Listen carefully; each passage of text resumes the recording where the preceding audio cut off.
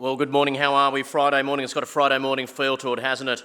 The final day of AusCERT2016. Let me run through a couple of bits of housekeeping before kicking off our speaking program for this morning. Last chance, of course, this morning to get around to the booths, scan the QR codes to enter the passport competition.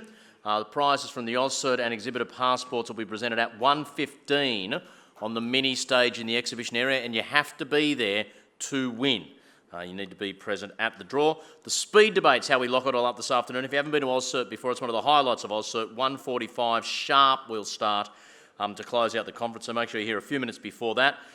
Check out from the hotel, the Marriott here, 11 a.m. You can leave your luggage with concierge. We've got a morning tea coming up at 10:15, which might be the time to do that. And there are airport transfers today departing at 3 o'clock.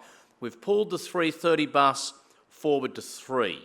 We're pretty sure we've told pretty much everyone who's booked on that 3:30 bus, but if you're on the 3:30 bus, you're not anymore because it doesn't exist. It's now leaving at 3 o'clock to Gold Coast and Brisbane airports. You can still go along to the registration desk if you're not down for any of those buses, but they're now all leaving at 3. Let's meet our final morning keynote speaker. In emceeing my fair share of technology and IT conferences over the last few years, I've heard a lot about AI. I've seen Watson win Jeopardy. I've watched smart systems try and beat the Turing test.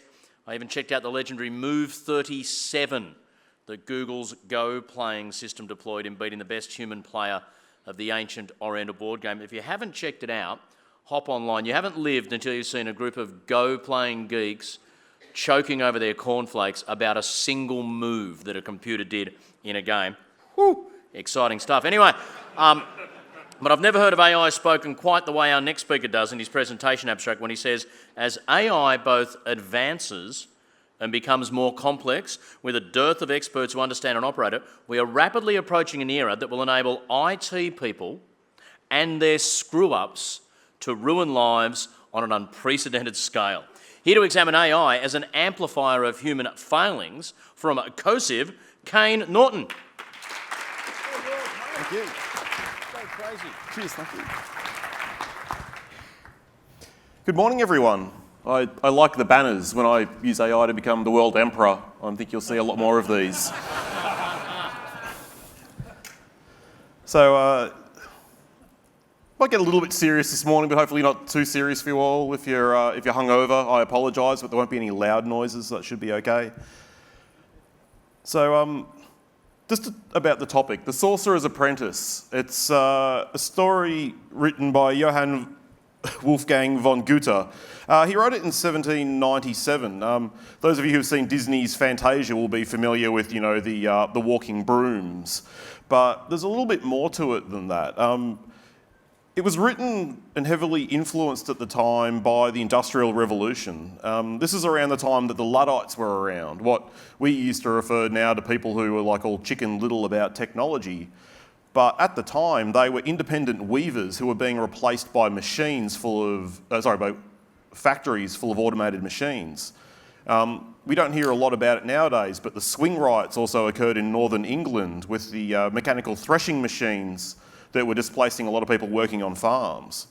Goethe is also famous for Faust. Have you heard of the Faustian bargain, where someone trades their morality for knowledge and power for a short-term gain, but ultimately gives up their essence of what makes them themselves?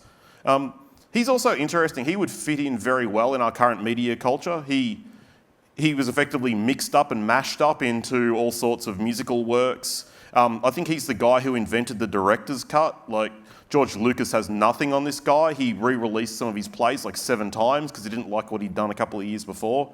It's all very, very modern. In terms of what AI is, when I say AI, I'm really talking about machine learning ultimately. Effectively what we're thinking of is a neural network.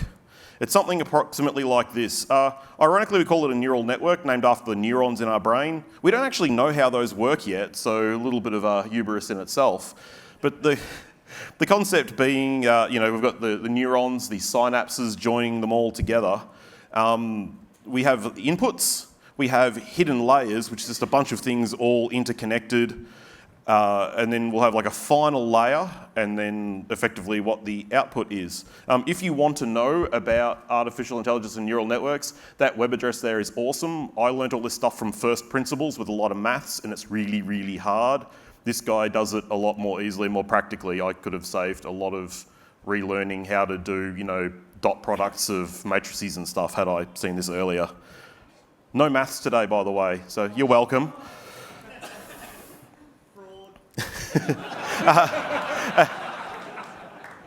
A neuron. So the neurons in this, so they are the methods differ, but effectively it's something that we call a sigmoid function, named after the sigma shape or the S shape. I'll do you a favour. Don't do a Google image search for the name sigmoid. It's also the lower part of the colon. All sorts of really bad things happen to it. Not while you're eating your breakfast. Just take my word, it's S-shaped, and move on with your life. Generally, the idea is that you'll have like two things in, and depending on either the difference between them, the combination of them or whatever, there'll be a different Y value. Typically, in a simplistic case, like an O or a 1, is it a true or a false? Should I play golf today? If the weather's this and the rain's that, then yes, it's a good day for golf, otherwise it's not. There's a lot of algorithms, they're largely chosen at random by people. Ultimately, what a machine learning algorithm is trying to do is produce a line of best fit. You've got one thing like shoe purchases by men or shoe purchases by women. You've got these multiple points in a plane, and you're trying to do a line of best fit between them. That's all effectively machine learning is. So the way we hear it, it's very complicated, it's very convoluted, I'll talk a bit more about it later, but culturally we see it one way. Realistically, it's a bunch of math functions just smushed together, and it says like yes or no based on the way that some very basic functions spat out into each other. Not that hard. The cost. The cost is the interesting thing. When you're doing a neural network, it basically jiggles a bunch of weighting factors around until a cost function is good, which is good. Like if say you're doing a pumpkin trebuchet, you want to shoot a pumpkin across the field and you want to hit a target with it.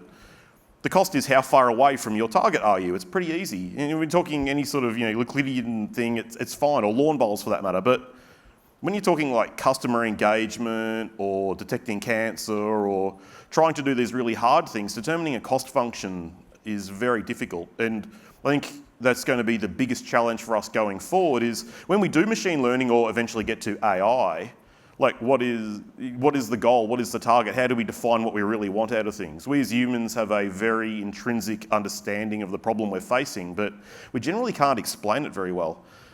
There's a concept of supervised versus unsupervised learning.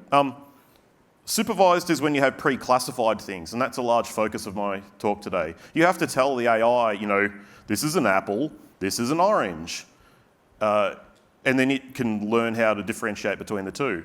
There's also unsupervised learning where it's just like what stands out, what's different. I'll talk about why that's a real problem. So when we're talking cost, you don't know, like this is like a graph of what cost may look like. You don't know what the graph looks like. You're just trying various things and saying, is this better or worse than last time? But you may find yourself it's like, if I'm over there around 24, if I go like 24.2, that's way better. But you don't realise you're in what's called a local minima. So depending on how you set things up, you can get what's a right answer, but it's actually a wrong answer. It's all about what we call exploration versus exploitation. Now, we as a society, particularly in our mass media, have a fantastic skill at lying to ourselves through math. Artificial intelligence gives us a far greater opportunity to do this. I've definitely proven to myself, you can take whatever stupid idea you've got, if you get enough stupid data for it, you can find a neural networking model that will tell you you're correct. It does not represent the real world, but whatever you feed it, it'll make something that works. And it's much like this here from the Spurious Correlations website. People who drowned after falling out of a fishing boat correlates very closely to the marriage rate in Kentucky. There's a 95% correlation rate, which is far better than every academic paper I've ever seen on AI in terms of its rate of correlation. You should always bear that in mind when you read in the paper, the most amazing AI I've seen to man. I've seen some where they brag that they managed to get from like 70% 70% to 75% accuracy. If I flip a coin, I've got 50% accuracy. So they're doing better than a coin, but yeah, we really have to be careful when we measure this hype because it's something that will definitely impact our society and is impacting our society right now. There's also what's really cool, recurrent neural networks, where you don't even have to really structure your data. You just go, here's a fire hose of stuff, and like a guy gave it guitar tabs. The computer doesn't understand anything about music, so it's just, here's a bunch of lines with numbers on them, and it wrote songs. The songs weren't very good, what do you expect? But you can use a neural network to understand almost anything in a convincing manner to a human where you go, I don't quite get the result, but it seems to know what it's talking about. One of the basic tasks that we quite often see, the MNIST digits. So it's a bunch of handwritten digits, and we teach computers how to identify what they are. The other thing we use is irises, like as in the flower. But these are represented, is scanned in by 28 by 28 pixels. Which, when you multiply them out, that's like 768 points. The computer doesn't see like the sweep of a pen on the paper. It sees a bunch of independent points that are effectively a 768 dimensional object. Like, you don't know, we have a real tendency to anthropomorphise things. We think that things are thinking like we do. We think that, a dog is happy because of the way it greets us when it comes home, and a lot of people have a problem with this with like apes and chimps in the wild because they smile at them and they go in for a hug and then they tear their face off. We see things in nature and we identify the characteristics of humans as part of that. It's not a safe way of thinking about AI, in my view. If you think about it, like an interdimensional anemone just wiggling its tendrils in a bunch of different planes to try and find something that feels right, that is what AI is doing. It's not like a person sitting there scratching its head, puzzling it out. I honestly don't know whether a Blade Runner style replicant or a interdimensional I don't even know why I put this word in here, I can't say it. Anemone is more scary. Anemone. I got it now. Woo.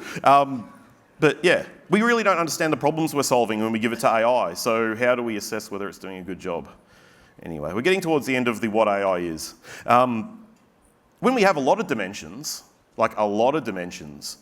we end up projecting them onto a flatter plane. It's much like if you take a 3D drawing and you show it in 2D. You've got the ways of drawing the line, so everyone sort of can picture in their head what it looks like. But when you're talking, above 17 dimensions, things get a bit weird and fuzzy, even for the AI.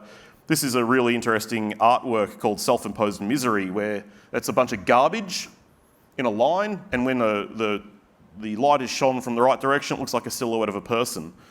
That's effectively what we're doing when we do most AI models, because if you put way too much data in, it just gives you even more junk. But it's effectively like holding up a piece of cardboard. The problem is that we can flex that cardboard to get a bit more shadow of certain parts or others.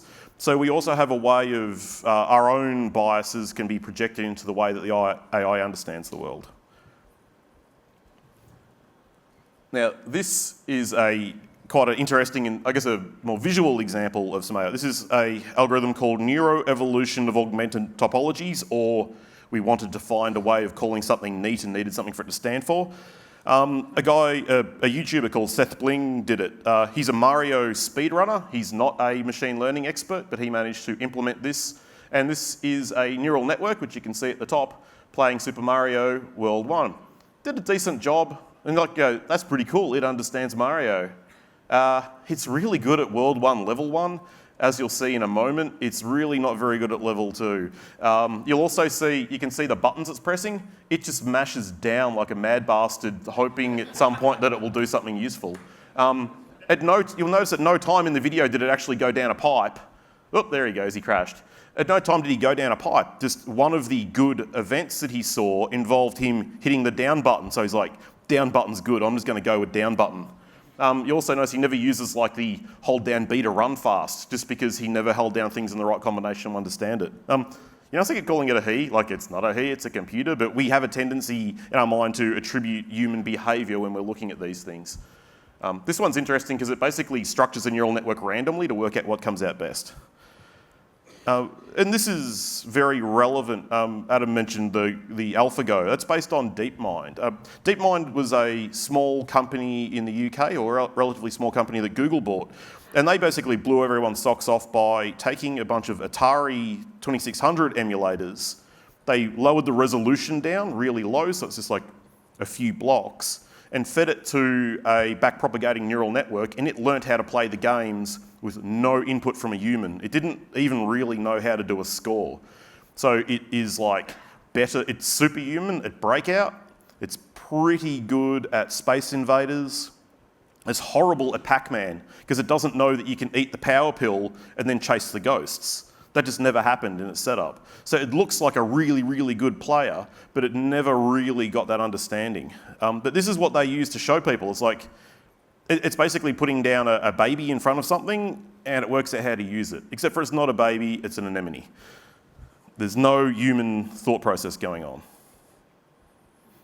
So in terms of what this might look like in the real world, okay.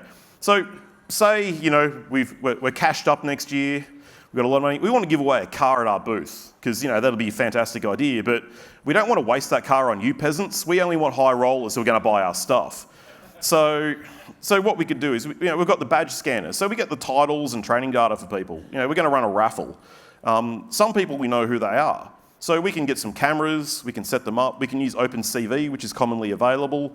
We can, you know, determine your gender, your overall attire, whether you wear glasses, approximate age, your hair colour, your complexion, OCR branding your clothing to see whether you're from another booth, in which case, sorry, you're out. And then we can use that data as a training set to capture images of unknown entrants, people who we haven't scanned their badge.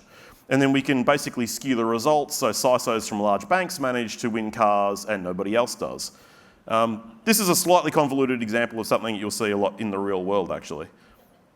The problem is Marco. Marco wears a vest. Very few people here wear a vest. If he's in our training set, and we've only got, like, say, 40 odd bits worth of indicators, and most of them are pretty mixed, you know, some high rollers wear glasses, some, you know, other people wear glasses, but if Marco's the only vest dude that we've got, and we know he's an AusCERT employee, generally speaking, the computer will go, well, everyone wearing a vest is an AusCERT employee, not worth winning. If Adam Cartwright from ANZ decides he wants to go steampunk to a conference, basically we're stuffed. You never know when machine learning is stacking the odds. And we don't know we screwed up because the training data fits. For the data that we provided and checked the model on, it's all perfect. We just don't know what it looks like when it goes to the real world. And if you'd like to see an example of this, if you've got a Mac and a PC, check some airline prices with US airlines and see what you get. If you use a Mac, you'll probably get about a 10% more expensive price, but you might get more flight availability and vice versa. And not just change your user agent, they will look at elements of your browser DOM. It's done all the time, you know, working out what is the price the market will bear based on characteristics of you without you even knowing about it. Actual people, this stuff is pretty cool. Labelled Faces in the Wild, it's a bunch of photos of actual humans, largely from the media. It's not controlled in terms of lighting. Some of it's under flash, some of it's half in the dark, some of it they're obscuring their face while, you know, they're carrying their child in from the car while paparazzi chase them. It's 5,753 effectively famous people, a few pictures of each. It's not super representative of our society, but not awful. People with a very dark complexion, the NBA and the NFL players that appear in newspapers, you know, they're helped. People from South Asia definitely drew a short straw. There's about 5 or 6 people with sort of South Asian appearance. A lot of African and Chinese ethnic groups are not represented at all. And it's not a social justice warrior thing. This is not about, like, representation. This is about the fact that the tech regards these people as an outlier because they don't have, you know, characteristic A, B, C, or D that it's learnt to look for. Maybe they get less ads. Maybe it's really good that you know, flying under the radar of the machines, but it's not good that we live in a society where this can happen. We tend to test on ourselves. I know, Oddie, when I first started doing AI effectively back in 2001 with Spam Assassin, I'd take my inbox and a bunch of spam, and I'd use that to train Spam Assassin. I think if anyone is a sysadmin, you've probably gone through the same thing. You can't just take random people's mailboxes and chuck it in your tools. So Spam Assassin, which is effectively a Bayesian network of sorts, it learnt that what I receive is normal, and it learnt what spam is. I still remember having a secretary, every time she sent something about printer toners, they'd always get put in the spam bin, because I don't send email about printer toner, spammers do. So we have to be very wary. When we use ourselves as the example set, we can really inadvertently cause harm. In terms of feeding the beast, so it's a problem when you've got a small data set, right? That is no longer a problem for a lot of large global companies. You'll have many inputs from cameras, Fitbits, messages on your phone. The time you spend not scrolling will indicate that you're interested in an article on Facebook. Whether you hover a mouse over something and don't click it, that's like almost their sale. If you'd like a free trial of anything, hover over the buy button and then move away and do it a couple of days in a row, you'll almost certainly get yourself a free trial. Thanks, LinkedIn, that's great. Hundreds of data points coming in from phones. Companies like Millennial Media have APIs in their ad network that let you record the sound that is near the phone when the ad is playing and send that back to them as text so they can target you even better. Unclear whether anyone uses it, but the functionality is provided. Good data is hard to find unless you're experimenting on your own users. So you are, the training set for the people who are effectively innovating in AI. Peter Norvig from Google, they wrote a paper called The Unreasonable Effectiveness of Data, basically saying you don't have to be really smart and get a good model. If you can just throw enough data at it, the problem will sort itself out. And axiomatically, the line of best fit works better if you've got more lines to fit between. A lot of the academic work on this stuff is pretty poor. A lot of the private stuff and advertising networks is really, really good. I think, we could have solved multiple kinds of cancer by now if all of these smart machine learning people were actually working on medical problems, not, how to make you buy herbal Viagra. In terms of what people are worried about, Terminator is the standout AI threat. Every news story AI mentions it. There's always an Arnie here or a Skynet there. Most people seem to conflate robots, drones, and AI. So I refer to machine learning as AI, but really it's a moving target. For a long time, chess was the gold standard. Once chess could beat, a lot of people in the room remember like Deep Blue. So when the computer beat Kasparov, it's like, yes, we're there. The dawn of the machines is here. They're smarter than us. And then everyone went, actually, it's not intelligence. We thought it was going to be, but it turns out just like trying a lot of options works really good too. So we constantly move the bar of what artificial intelligence is basically to just ahead of what we've found out right now. Chess is a pretty easy problem. It turns out, just like basically trying a lot of things and then excluding them is a lot better than spending 10 years playing in a park or watching a lot of professional games. Boston Dynamics, they are owned by Alphabet. We see this guy here. This is Atlas. So Atlas looks like a person. He's really just an expert machine at walking and staying upright. If you've seen the swearing robot viral video going around YouTube, you see he's not always an expert at staying upright either. But he was used in a DARPA search and rescue challenge, which was pretty cool. Like you can go into a building and rescue a person. It was also like opening a doorknob, cutting a hole in a wall, that sort of stuff.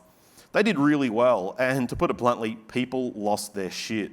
People saw that Google, the parent company, had built what looks like a worker who doesn't stop for smokos or coffee breaks, doesn't complain, and they went, that robot is going to replace me. That bipedal robot is, going to take my job. As a result, they decided that they wanted to sell Boston Dynamics. In a somewhat tone-deaf way, the whole robot initiative at Alphabet, the Google parent company, is called Replicant. It's not like they didn't think of it. There's a bit of a theme through this talk, like tone deafness, like talk to your marketing people before you think of a clever name for your AI project, people. Jeez. Courtney Horn from Alphabet was quoted as saying in a leaked email, "We're not going to comment on this video because there's really not a lot we can add and we don't want to answer most of the questions it triggers." So, military AI is scary. This is Tyrannus. It is named after the Celtic god of lightning. It's a unmanned aerial vehicle by BAE Systems. I'm probably sure there's probably some BAE people in the room. Hi guys. It's a scary bit of tech. The saving grace and the thing they always point out is that a human pulls the trigger. So it flies where it wants, it gets all the telemetry, but a human has to go, yep, clicks the button from wherever they are in the US. Predator drones at the moment, conversely, are effectively remote controlled like a computer game by a guy in a crappy office somewhere. This is supervised, but there's a lot more potential for mistake because it is going to be flying itself and effectively conduct parts of missions on its own. Speaking of tone deaf, Skynet. If I remove the slide, if you currently have a US clearance and you need to worry about, if you just like to block your ears and hum Star Spangled Banner while I've got this slide up, then you're fine. Basically, NSA's Skynet project, once again, tone deaf as all hell, they use 55 million cell phone sets of data for people who had not left Afghanistan and Pakistan during a time period. They took 80 features, so 80 different data sets, but 7 people they had identified as terrorist couriers. So 55 million phones, 7 phones belonging to bad dudes, and they decided that they wanted to do effectively a random forest to try and work out how they could find the terrorists. They took 100,000 just random people from Pakistan and Afghanistan to mix in the list, so chances are if you never left Karachi, you're probably pretty cool when you're in that data set. Anyone who travels vaguely between regions, you're probably pretty much stuffed. They thought they could get as low as a 0.18% error rate, which is pretty good, but it involves missing 50% of the terrorists, and you end up with somewhere around, 15,000 falsely identified people. So for a 50% hit rate, you get 15,000 people you're willing to, bomb from the air. Including in their slides that were leaked, they also included an Al Jazeera station chief. Those unfamiliar, they are a reasonably independent news source in the region. They flagged this guy as a member of Al-Qaeda and the Muslim Brotherhood, 2 groups that don't really get along super well, so there's some people issues here too. We only see the deck, we don't see the talk, there could have been other things, but what you should take from this is, the NSA are really smart people. Of anyone who's saying bad things about them, it's not that they're dumb. If the smart people at the NSA are doing this stuff, can you imagine what your dev teams are doing to support your marketing efforts? And by the way, the actual Skynet that they're working on is called Monster Mind. It's effectively an AI that can launch cyber war and retaliation. So sort of like the movie War Games, but with DDoS. So they've done that too. Good work, guys. Asymmetry is going to be a real problem. When they start bringing these things to war zones, people start getting ideas about that. Like IEDs suck for American or for friendly forces, friendly forces. Drone tech is going to suck a lot more. There's about $1 in parts to turn an off-the-shelf drone into a flying bomb. Rudimentary AI and those things, when they're introduced, will mean there's no signals to block for people. And you don't need someone supervising something to go, that looks like a US transport kaboom. We're introducing technology and concepts into a war zone that advantage the enemy more than us, potentially. Anyway. This is what people should really be worried about, by the way, not bipedal drones. In my view, self-driving cars are just a stalking horse. The European, and by the way, this is Euro Truck Simulator. Funnily enough, people have started driving trucks in real time for fun at the same time that computers have started driving real trucks. It's a lot like, watching My Kitchen Rules while ordering away from Menulog. It's a bit of a funny setup. But there's a European truck platooning challenge that happened earlier this year. They did 2,000 kilometres across 4 borders in Europe, and they drive like the peloton in a cycling race. They sort of slipstream behind each other, so they save a lot of fuel. It's pretty cool. Humans can't really do it. In theory, it's safer, but the problem is we have 275,000 truck drivers in Australia. And that's just the truck drivers, not all of the small towns and the cafes and petrol stations and everything that supports them. So that's probably about 4% of the Australian population is involved in the trucking industry, and a lot of those people are going to be displaced by automated trucks in all likelihood. We could say that they'll legislate against it, but we legislate against Uber, and how well is that working? Understanding language is a really interesting one. This is, those screenshots are from the cleverly titled Parsi McParsface from Google. The actual engine's called SyntaxNet, but Parsi McParsface is just a really good way. It's a jump in accuracy in terms of breaking down language. But in terms of the two examples there, the one on the left is correct, saying that Alice drove down the road in her car. The one on the right, which is the way another model did it, was Alice drove down the road in her car. Why she has a road in her car, nobody knows. But English is really hard. Other languages are maybe a little bit easier, but not by much. So the ability to break down language is really important, but a lot of the stuff that we see isn't great. Exhibit A, Tay. Microsoft did a lot of favours in terms of being scared of AI here. They hyped it real hard ahead of Build 2016. They went to Twitter to be able to go, woo, check out this, it's awesome. And then, yes, people getting it to say, the 13 words of the Aryan Brotherhood and so on, and she happily repeated them back and learnt from them, what's worse, to use some of these parts of these phrases elsewhere. And then they still went and announced it as a product at Build 2016, so it shows how dedicated they are to this direction. They actually had a team of human supervisors. What they were doing at the time that it was tweeting this stuff, I don't know. They also accidentally sent it live again for a couple of hours. Like someone went, oh, the process has stopped, started again, and I don't know. Hard to say. Tay doesn't know what words mean. It sort of breaks them down like a grade 6 English assignment as seen previously. Whose noun do you want a verb?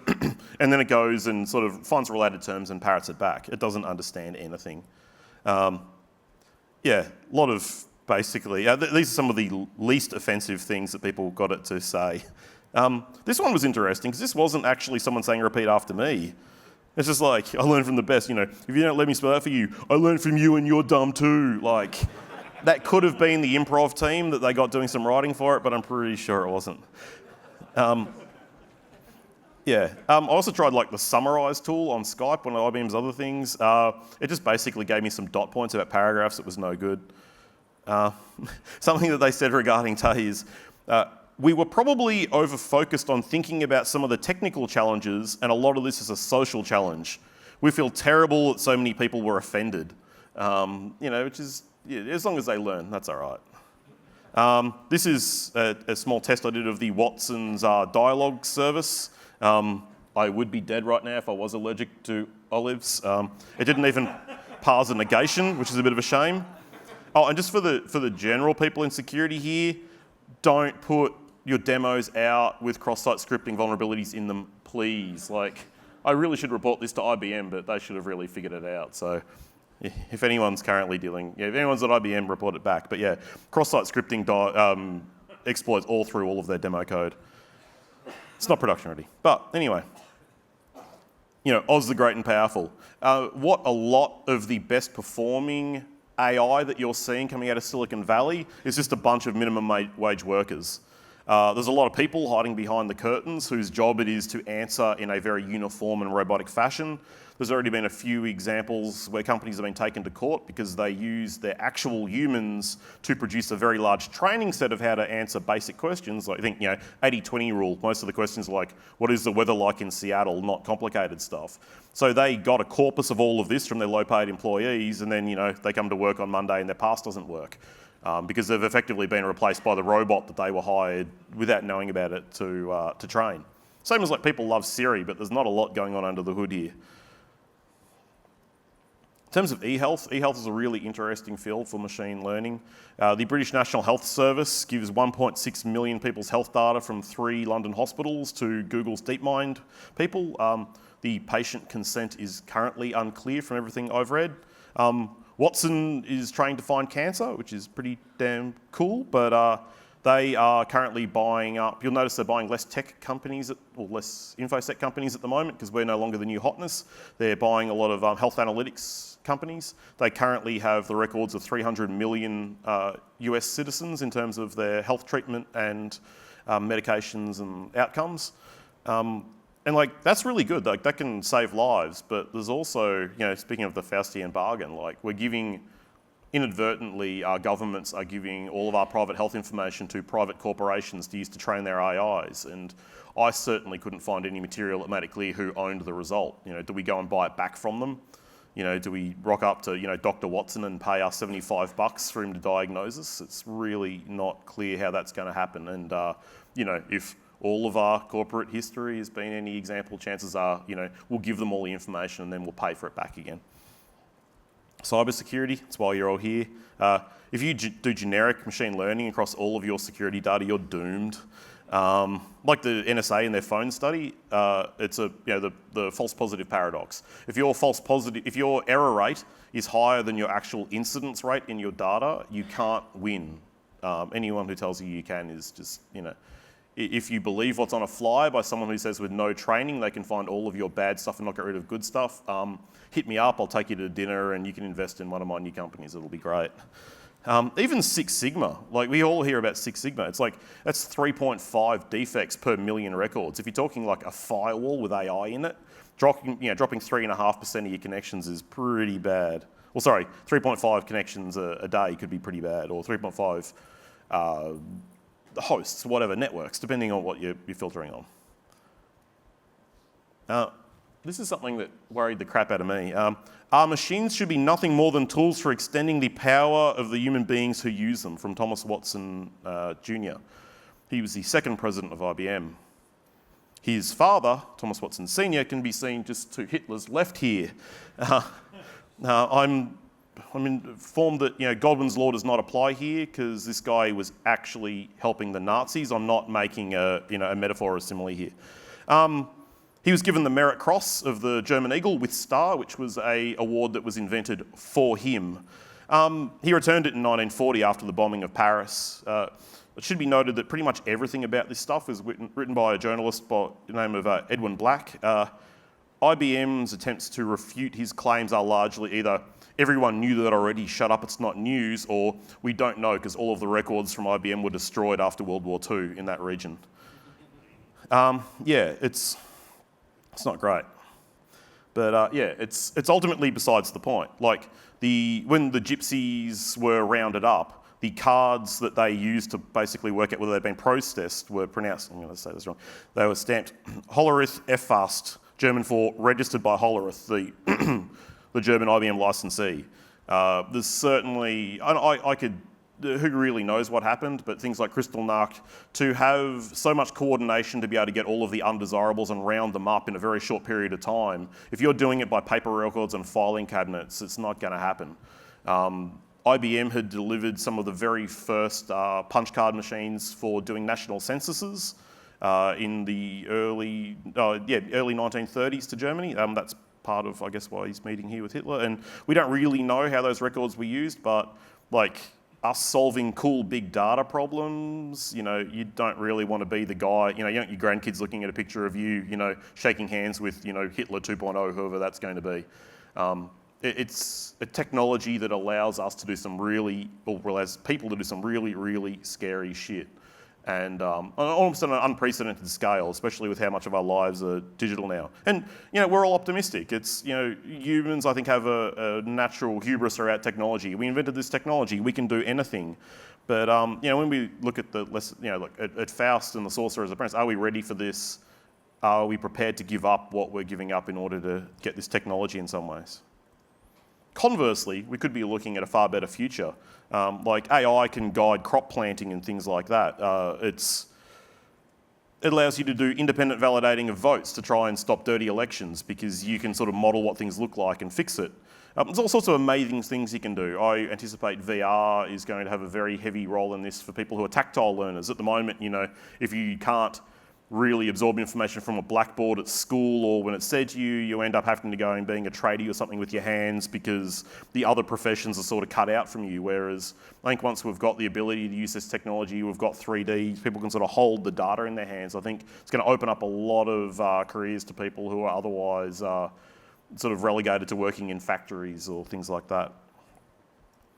Just briefly, I'll finish off. Okay, superintelligence.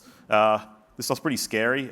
We tend to think at an anthropomorphic scale, so we think about the difference between, some idiot and Einstein, but think like the difference between the intelligence of an ant and Einstein. That's really the sort of situation we're going to be looking at. AI is not going to be like people. We don't even understand how people work. My expectation is that once we invent a computer superintelligence, it will be able to work out the human brain. It's not going to happen the other way around. I don't know, my best hope is that I have a skill that the superintelligence finds entertaining. It'll keep me as a pet. Best option, probably. In terms of what's going to get us there, open source. Open source explosion recently. Facebook, Baidu, and Microsoft are all pitching in. Normally with Google, you get like an open source version of their last gen tech. Now all of their internal teams are moving to the open source stuff they release, which is TensorFlow, which is shown on the graph here. It's really cool stuff. You can just like put some data in, roll your face across the keyboard, and cool stuff comes out. It's very, very smart. You don't have to understand all of the underlying layers. It's like data in, answer out, for better or worse. This consensus stuff is really interesting. UNU, I guess you'd say it, they get a bunch of people and they use artificial intelligence to basically take all of their different answers and learn from it. They won the Superfecta at the Kentucky Derby, which is, I think they got the first 4 horses in order. So like a $5 ticket gets you $25,000. It could be smoke and mirrors like Oz the Great and Powerful earlier, but I don't think so, considering they had journalists in on it. That would have been a good story too. So yeah, it's the ability to use humans and computers together, much like a couple of grandmasters and Fritz chess is far better than any AI when it comes to playing chess. The cooperation works much better. The things we're good at, the things they're good at. Facebook is making an AI that's really good at optimizing and assessing AIs. And they've got a harness for that, but they're also using their AI to train their AI. So, it's like Exhibit, they put an AI in your AI. So, yeah, it's pretty cool stuff. We won't get super intelligence from it, but it's definitely going to be a piece of the puzzle. Like, making an AI that's really good at producing AI will get us there rather than humans iterating over it. And they tune the hell out of it, which is great. I'm running out of time, so I'll go real quick. How to fight machine learning surveillance if you are concerned about after seeing stuff today. Use travel cards and things like that stochastically at random, so your patterns are harder to pick up. Don't use your loyalty cards from stores if you're buying chocolates and cigarettes. They still email me about 1 litre jars of mayonnaise, even though I'm careful what I buy on it and what I don't, so your mileage may vary. Cycle your MAC address, turn off your Bluetooth. Most of those smart billboards gather the Wi-Fi and Bluetooth IDs of devices that go near them, so they know how long you stop and look. Industry codes appease the government, but there's no real regulation about this stuff, so it's pretty scary. If you wish to avoid facial recognition, this project is by a guy named Adam Harvey called CV Dazzle. It's a bunch of really interesting haircuts and face paint that'll avoid stuff. Here's some people who had their own crack at it. I don't know how successful they were. Problem being that, unless there's a Bowie retrospective on that day, you're in trouble. If the AI flags you as being dressing like Bowie, you're going to stick out. Doesn't matter if it can't identify who you were. For me, the best option is fitting in. Talking about earlier with training data sets, you can exploit overfit by dressing exactly like a doppelganger celebrity. If you look a lot like George W. Bush and you really get your George W. Bush on, that's who you are because it's in the data set. There's a data point for you already. There's Russian find face stuff that's 70% accurate. That's pretty damn cool. But yeah, you're much better to blend in than you are to try and obscure your face by dressing like one of the guys from Immortal or something. It's a bad deal. In terms of, the too long didn't read. If you've been asleep for the rest of it, here you go. Garbage in, garbage out. Be careful what the data you feed to AI is. Make sure a human checks it. Does it seem sane? Does the average human have 1 testicle and 1.1 ovaries? Statistics will tell you yes. Any human will tell you no. If you're trained against simulated data, you get a really nice fit that's totally useless because you built an AI that can predict an AI's output. That is super common as well. I don't know how many times I see simulated data being used as evidence for coming up with an answer for something. You are not representative of the world at large. Feed it data about a lot of people, not just you and the people in your immediate office area. Do it early, particularly with the transportation of models. It's going to suck otherwise. The false positive paradox, make sure your error rate is lower than your real actual incidence rate. Be mindful what you share with people. AI is not a scientist. It's not like Ava from Deus Machina. It can't objectively judge things. It doesn't know what's going on. If you can get anything out of this, AI is an army of barely competent lab assistants. If you say, why did you block every transaction after 3 o'clock on a Thursday, it will say to you, that is all you're going to get. It cannot explain, it does not understand, it's just a set of neurons. So yeah, it'll just freak out. There's nothing you can do about that. Ultimately, the revolution is coming. We're going through, we saw a little bit of this, I guess around the turn of the century, but we are coming into a new industrial revolution. We're seeing manufacturing moving back into America and Australia because you can build an automated plant and have your engineers there. Takes 2 guys to look after a whole warehouse full of robots instead of having a bunch of low-paid workers overseas. So we're having massive displacement. If you're involved in this stuff, in this tech, think less about the tech and more about society. Think holistically. What changes is your company making? You don't want to be on the bad side of this. And there is going to be upheaval. There has to be. So think about what you're doing. Think about the outcome's going to be. Thank you very much.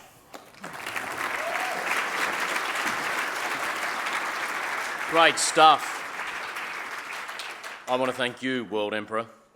Kayne Naughton, I want you to remember my loyalty to you upon your ascension. One quick question.